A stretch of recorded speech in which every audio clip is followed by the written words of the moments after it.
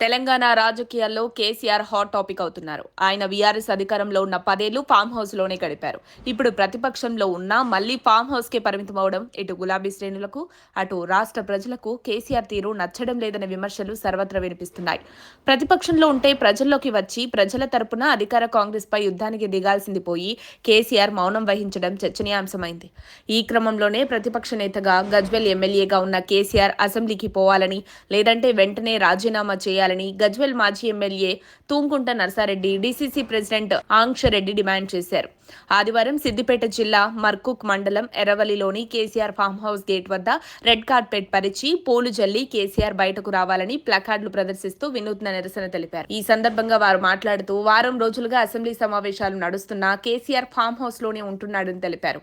ప్రతిపక్ష నేతగా అసెంబ్లీకి రావాలని, రాష్ట్ర సమస్యలు ప్రస్తావించాలని, వాటిని అందరం కలిసి పరిష్కరించుకుందామని సీఎం రేవంత్ రెడ్డి పిలుపునిచ్చిన వస్తున్నా పోతున్నా ఓ రామచిలక అన్నట్టు ఒక్కటంటే ఒకేసారి మెరుపు తీగలాగా కేసీఆర్ సభకొచ్చి సంతకం చేసి వెళ్లిపోవడం సరైంది కాదన్నారు. గజ్వెల్లో కేసీఆర్ స్టార్ట్ చేసిన పెండింగ్ పనులను కంప్లీట్ చేయాలని కోరారు.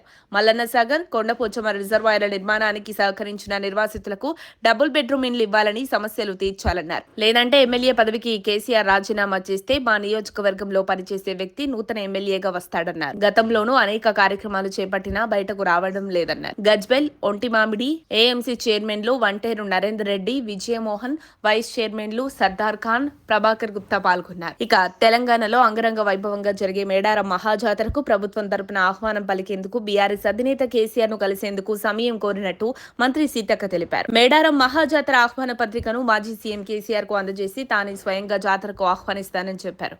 మంగళవారం ఆమె అసెంబ్లీ లాబీలో మీడియాతో ఇష్టాగోష్ఠిగా మాట్లాడుతూ మంత్రులు, ఎమ్మెల్యేలు, ఎమ్మెల్సీలు, ఉన్నతాధికారులు ప్రతి ఒక్కరిని కలుస్తూ ఆహ్వాన లేఖలు అందజేస్తూ మేడారం జాతరకు ఆహ్వానిస్తున్నట్టు పేర్కొన్నారు. మీడియా ప్రతినిధుల కోసం 28న జాతర ప్రారంభం రోజు హైదరాబాద్ నుంచి ప్రత్యేక వాహనాలు ఏర్పాటు చేస్తామని చెప్పారు. జాతర చూసి 29న తిరిగి హైదరాబాద్ నగరానికి రావచ్చని ఆమె పేర్కొన్నారు. మరిన్ని అప్డేట్స్ కోసం మా కాయ్ టీవీని సబ్స్క్రైబ్ చేసుకోండి. మా వీడియో కనుక మీకు నచ్చినట్లయితే లైక్ చేయండి, షేర్ చేయండి. మీ విలువైన అభిప్రాయాలను కామెంట్ బాక్స్లో తెలియజేయండి.